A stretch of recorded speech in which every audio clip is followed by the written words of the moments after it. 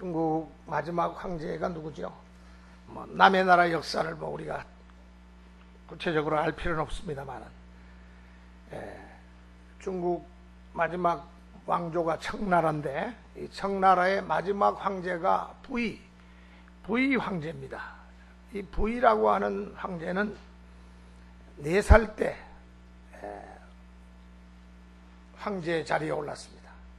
대대로 중국 사람들은 자기 나라 임금을 황제, 또 많이 부르는 칭호가 천자. 천자란 말은 하나님의 아들이라는 뜻입니다. 중국 최후의 천자, 이 부위라고 하는 사람은 4살 때 천자의 자리에 올랐습니다. 수많은 사람들이 지켜보는 가운데 자금성 왕궁 용상에 올라서 웅대하고도 화려하게 천자 즉위식을 거행한 바가 있습니다. 그러나 즉위한 지 4년도 채 못 돼서 신의 혁명이 일어났어요. 그래서 청나라가 멸망했습니다. 그때부터 이 천자는 황제로서 북경 자금성에 감금됐습니다. 연금돼서 살았어요. 12년 동안이나. 한 발자국도 궁궐 밖을 나갈 수가 없었습니다.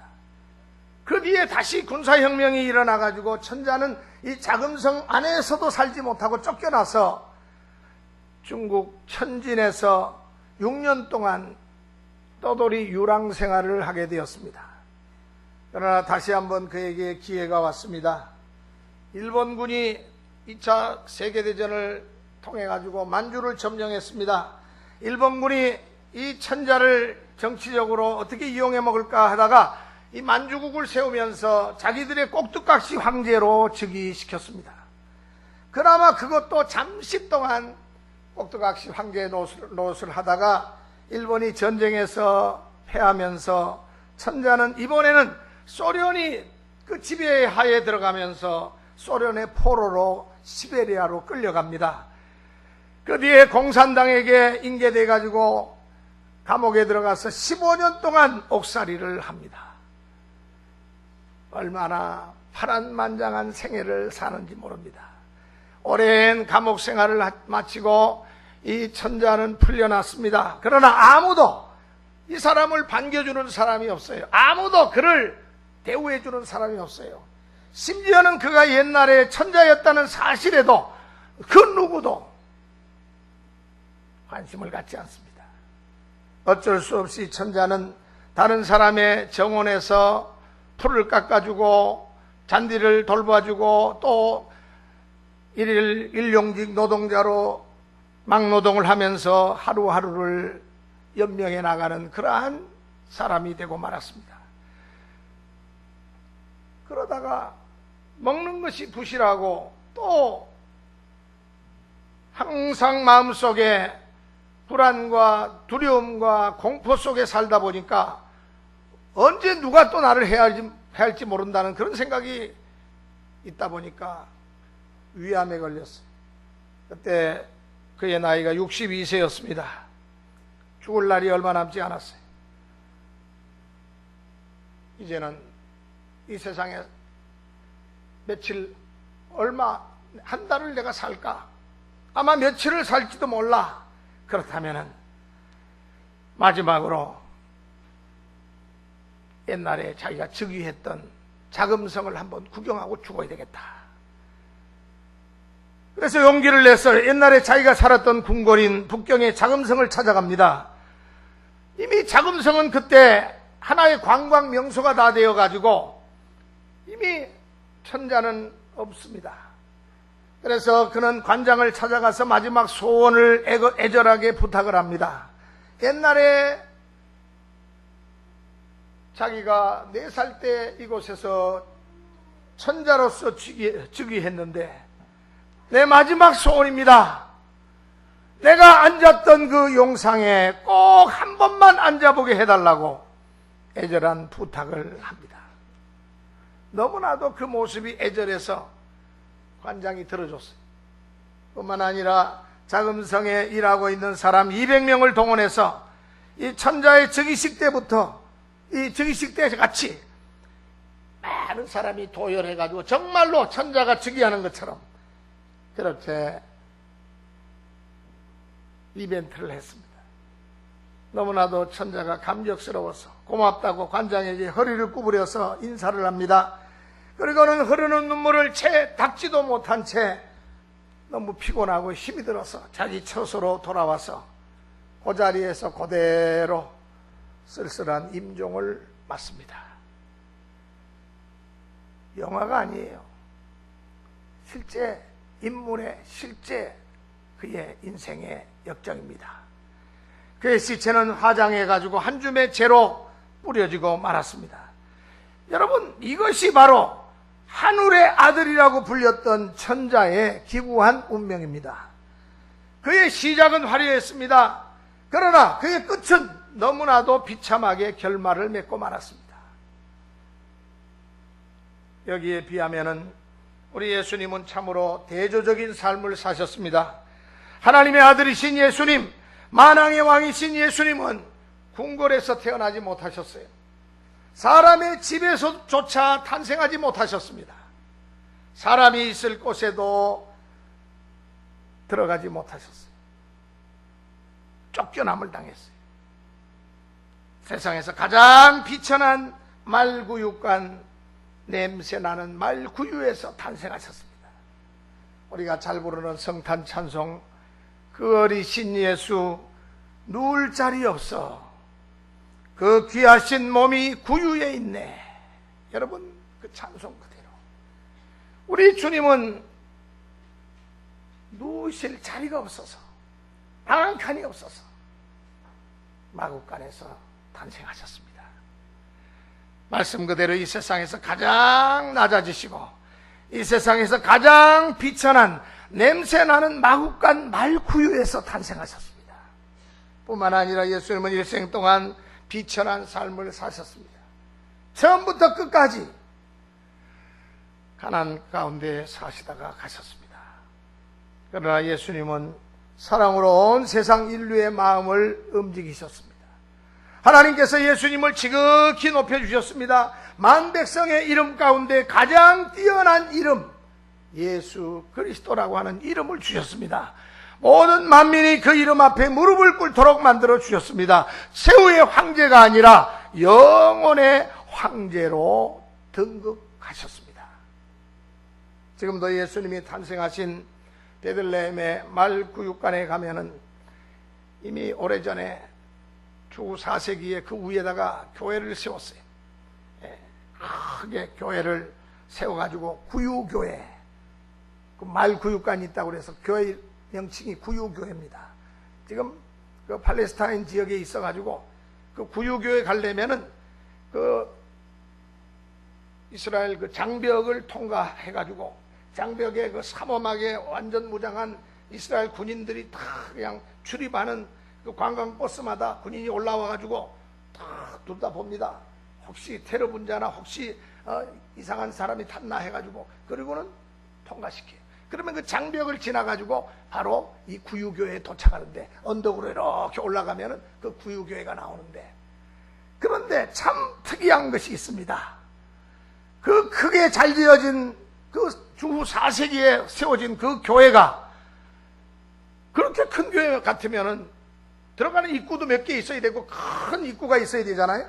그런데 입구가 요만한 입구, 한 요만한 입구가 하나 있어요. 한 150 높이가 150대는 그 정도. 그러니까 아이들은 그냥 들어갈 수 있을지 몰라도 어른들은 다 고개를 숙여서 들어갑니다. 그것도 요만한 공간이니까. 아기 예수께 경배하러 오는 자는 허리를 낮추어야 한다는 것입니다. 겸손한 마음을 가지라는 것입니다. 교만한 자세를 가지고서는 아기 예수를 경배할 수가 없다는 것입니다. 영상에 앉은 천자에게 허리를 굽히라는 것이 아닙니다. 이 세상에서 가장 낮고 가장 비천한 모습으로 탄생하신 아기 예수를 경배하기 위해서 허리를 굽히라는 뜻입니다. 뜻깊은 성탄주간 대강절 4주차를 맞이해서 세상에서 가장 낮고 가장 비천한 모습으로 탄생하신 아기 예수의 모습이 오늘 우리 마음속에 깊이 새겨져야 할 것입니다. 이 시간 우리는 가장 낮고도 가장 비천한 모습으로 탄생하신 아기 예수의 모습을 세 가지로 나누어서 잠시 생각하면서 함께 은혜를 나누고자 합니다. 첫째로, 왜 예수님은 마국간 말구 위에서 탄생하셨는가 하는 사실입니다. 오늘 본문을 함께 보시기 바랍니다. 7절, 우리 한번 7절 다시 한번 읽겠습니다. 7절 시작. 첫 아들을 낳아 강보로 싸서 구유에 누웠으니 이는 여관에 있을 곳이 없음이러라. 여관에 빈방이 없었다. 이미 다른 손님들로 가득 찼어요. 로마 황제 아우구스투스가 명령을 내려가지고 로마의 식민들, 로마의 식민 통치를 받는 모든 식민들은 다 인구조사를 실시할 테니까 본적지로 가라. 본적지로 가서 호적을 보고 그 사람들을 다 확인하는 이 인구조사가 실시된 겁니다.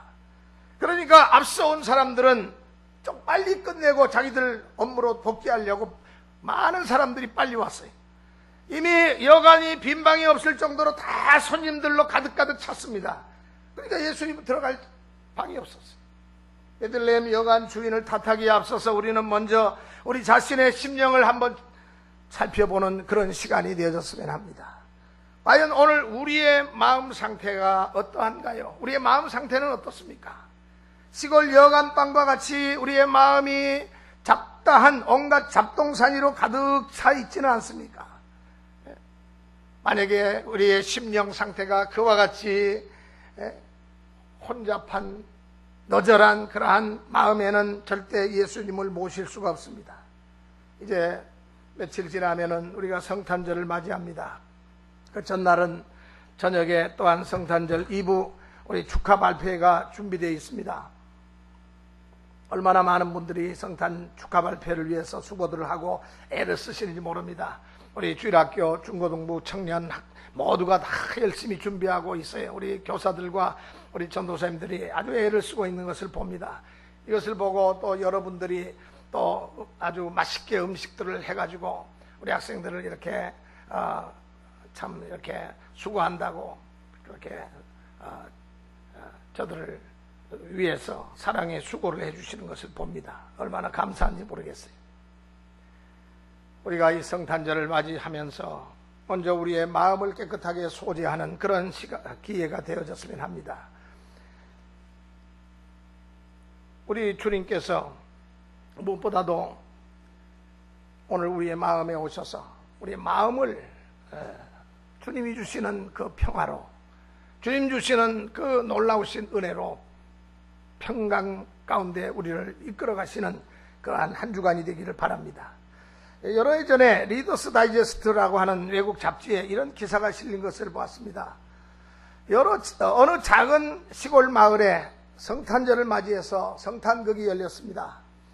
베들레헴 여관 주인 역을 초등학교 2학년짜리가 맡았어요. 덩치는 꽤 큰데 그다지 머리가 좋지는 않았습니다. 드디어 막이 올랐어요. 요셉이 마리아를 부축해서 여관문에 이르렀습니다. 여관문을 노크합니다. 안에서 사람이 한참 만에 나옵니다. 문이 열리면서 주인이 묻습니다. 왜 그러시오? 요셉이 대답을 합니다. 우리가 멀리서 왔습니다. 오늘 밤 묵을 방이 없는데 찾고 있는데 그러니까 그 여관집 주인이 퉁명스럽게 말을 던집니다. 빈방 없어요. 다른 곳으로 가보시오. 요셉이 또 애원을 하면서 부탁을 합니다. 아이고 주인어른, 우리는 너무나도 멀리서 왔기 때문에 지쳐 있습니다. 그러지 말고 방 한 칸만 우리에게 마련해 주세요. 주인이 또 퉁명스럽게 말합니다. 아니 양반이 빈방이 없다니까 가요. 물러가요. 요셉이 마지막으로 또 애걸을 합니다. 주인어른, 여기 이 사람은 내 아내 마리아입니다. 보시다시피 배가 불러서 한 발자국도 더 간다는 것은 참으로 무리입니다. 마음씨 착한 주인어른, 부디 우리에게 방 한 칸만 마련해 주세요. 그 소리를 듣고 여관 주인이 비로소 마리아의 모습을 힐끗 쳐다봅니다. 한동안 침묵이 흘렀습니다.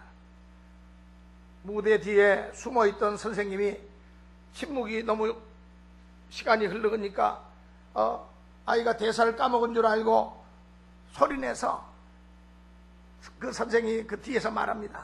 대사를 읽어주는 거예요. 빈 방이 없다니까요. 물러가라니까요. 말해.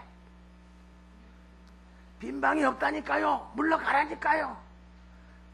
그래서야 이 아이가 여관 주인이 정신을 차린 겁니다. 그리고는 외칩니다. 빈 방이 없다니까요. 물러가요. 어쩔 수 없이 요셉은 어깨를 쭉 늘어뜨리고 마리아를 부축해서 발걸음을 한 걸음 한 걸음 힘든 발걸음을 옮깁니다. 그때 그 순간 무대에서 돌발 사태가 발생했습니다. 그 여관 주인 아이의 눈에서 눈물이 글썽글썽거렸습니다. 그리고는 대사에도 없는 말을 이 초등학교 2학년짜리 여관 주인이 소리쳤던 겁니다. 여보세요, 요셉. 가지 마세요. 이리로 들어오세요. 당신 아내 마리아를 데리고 다시 돌아오세요. 내가 자는 방, 내 방을 드릴게요. 내가 대신 밖에 나가서 잠을 자면 되니까요. 들어오세요. 무대 뒤에 숨어있던 선생님은 아이고 죽을 썩거나 연극을 망쳤다고 그렇게 아주 난감한 표정을 지었습니다. 그러나 정작 그곳에 있는 모든 관객은 다 같이 뜨겁게 박수갈채를 보냈습니다. 비록 성경대로 이야기가 흘러가진 않았지만은 해산의 고통을 당하는 가련한 여인은 그냥 그대로 보낼 수 없는 이 어린 아이의 가득한 마음과 정성에 청중들이 깊이 감동을 했던 겁니다. 사랑하는 성도 여러분, 지금 이 순간에도 주님은 우리의 마음 문 밖에서 우리의 마음 문을 두드리고 계십니다. 볼지어다 내가 문 밖에 서서 문을 두드리려니 누구든지 내 음성을 듣고 문을 열면 내가 그에게로 들어가 그로 더불어 먹고 그는 나로 더불어 먹으리라. 불행하게도 라오디게아 교회는 예수님을 문 밖에 세워두고 말았습니다. 예수님은 나를 위하여 낮고 낮은 이 땅에 오셨어요. 성육신 하셨습니다. 나를 위하여 고난의 길을 걸어가셨습니다. 나를 위하여 십자가에 높이 달리셨습니다. 그리고 죽으셨어요. 그러나 또한 예수님은 나를 위해서 부활 승천하셨습니다. 예수님은 지금도 하나님 보좌 우편에서 나를 위해서, 여러분들을 위해서 간구하고 계십니다. 그 예수님을 우리가 문 밖에 세워두어서는 안 되겠습니다. 마음 문을 활짝 여시고 아기 예수를 우리 마음속에 주인으로 모셔야 될 것입니다. 그러나 우리의 마음 상태를 한번 점검해 보세요. 우리의 마음 상태를 한번 점검해 보기 바랍니다. 내 마음이 베들레헴 여관같이 세상의 잡동사니로 가득 차 있는 그런 상태라면 예수님을 모실 수가 없습니다.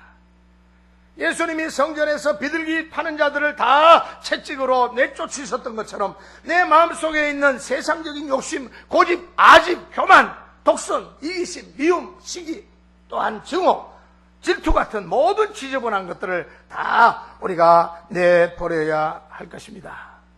예수님이 성전에서 돈 바꾸는 자들의 상을 뒤집어 엎으셨듯이 우리 마음속을 뒤집어 엎어야 되겠습니다. 그래서 우리 마음을 깨끗하게 소재하고 뜻깊은 성탄 주간을 통해서 우리 하나님께 영광을 돌리시고 아기 예수님 우리 마음의 주인으로 모시는 귀한 은혜가 우리 모두에게 있어져야 할 것입니다. 두 번째로 예수님은 그러면 누구를 위해서 그토록 비천한 마국간에서 탄생하셨습니까? 만일 예수님이 석가모니 같이 왕궁에서 탄생하셨다면, 아까 그 부위 황제 같이 예수님이 공자처럼 많은 학식을 가지고 계셨다면, 예수님이 소크라테스 같이 철학적인 삶을 사셨다면, 배우지 못하고 비천한 우리들은 절대 예수님의 친구가 될 수가 없을 겁니다.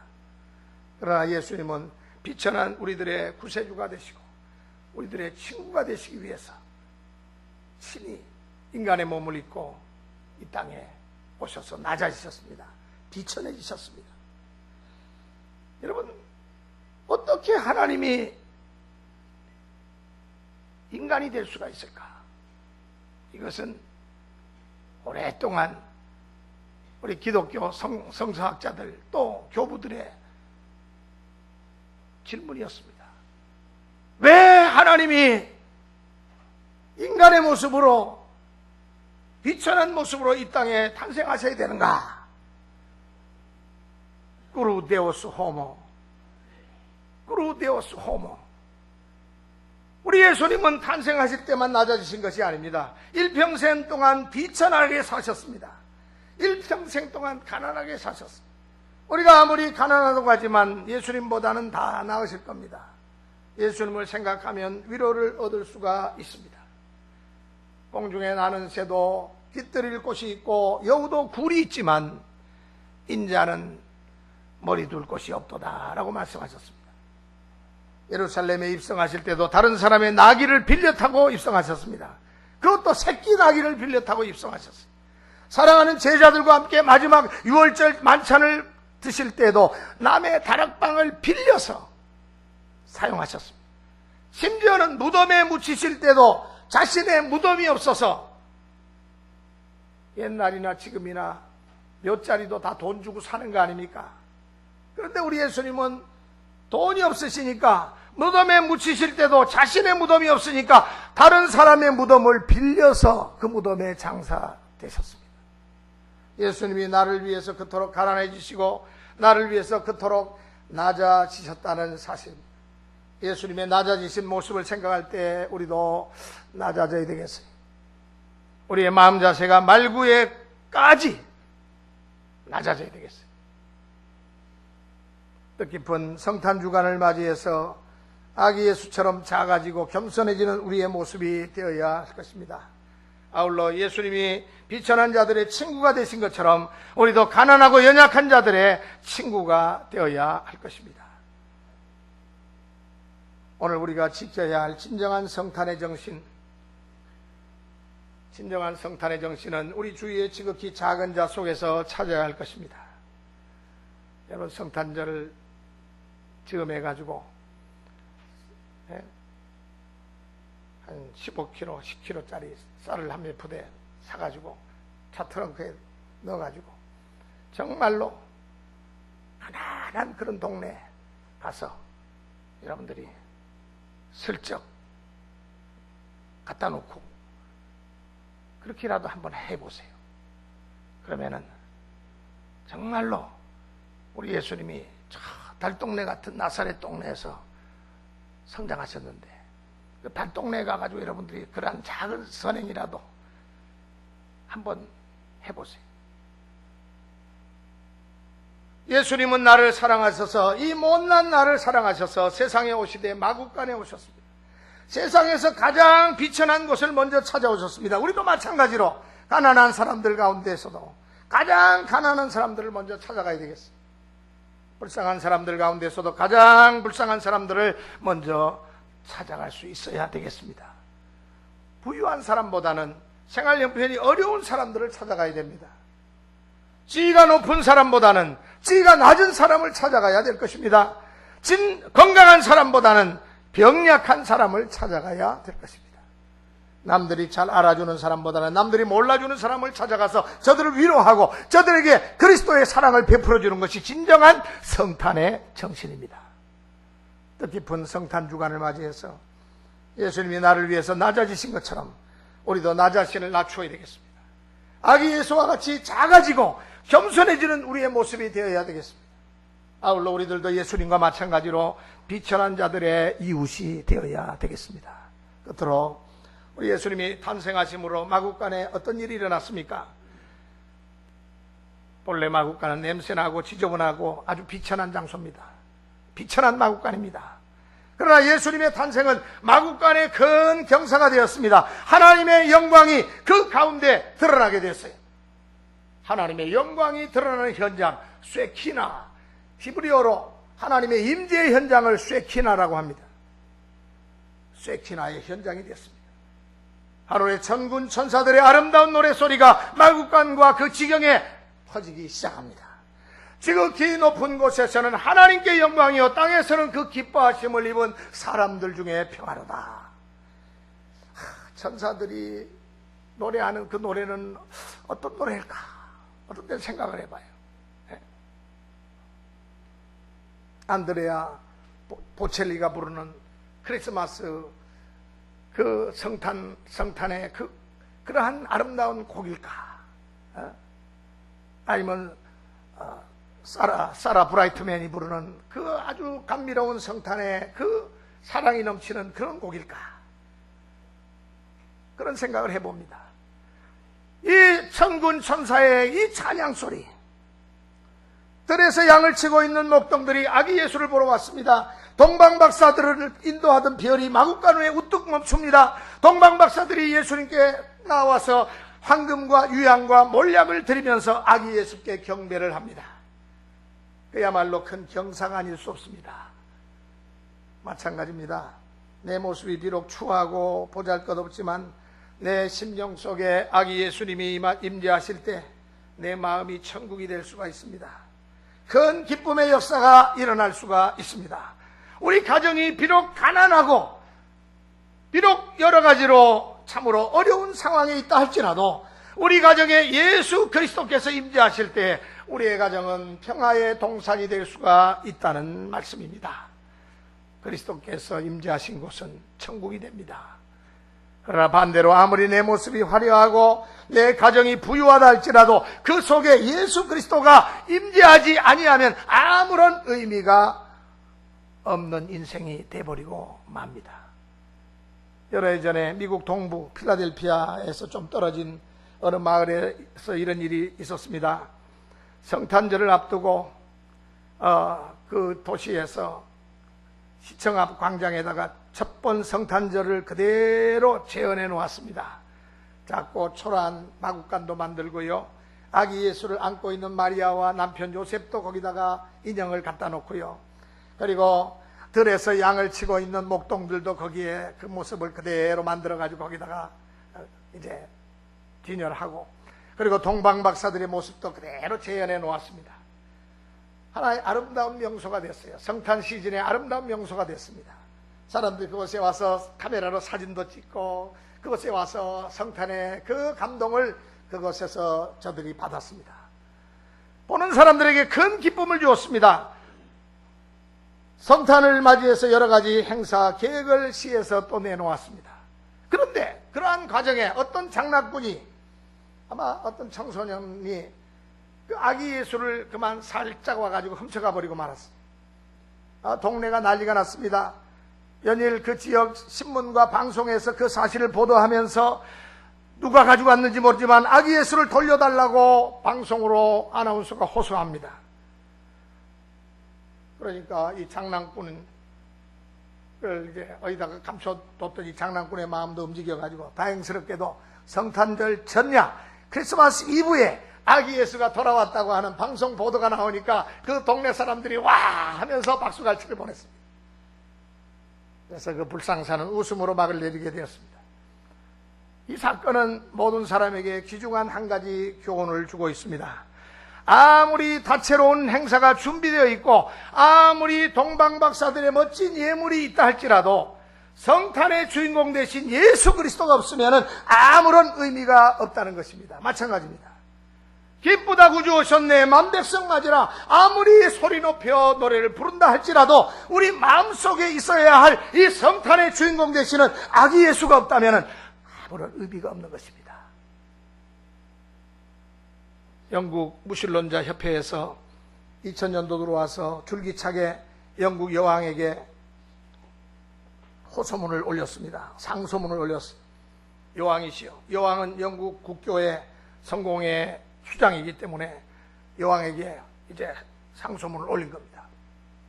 세계인이 지키는 이 겨울 축제, 이 크리스마스라고 하는 이름은 기독교인의 축제인데 우리 협회에서는 크리스마스라고 하는 명칭을 겨울 축제라고 하는 명칭으로 윈터 페스티벌, 그래서 합쳐서 윈터볼이라고 하는 단어로 여왕께 크리스마스의 명칭을 바꾸기를 원합니다.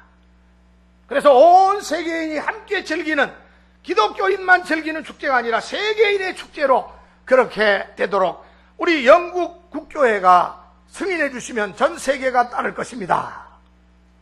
근데 지금 14년째 영국 국왕이 리젝트를 놨어요.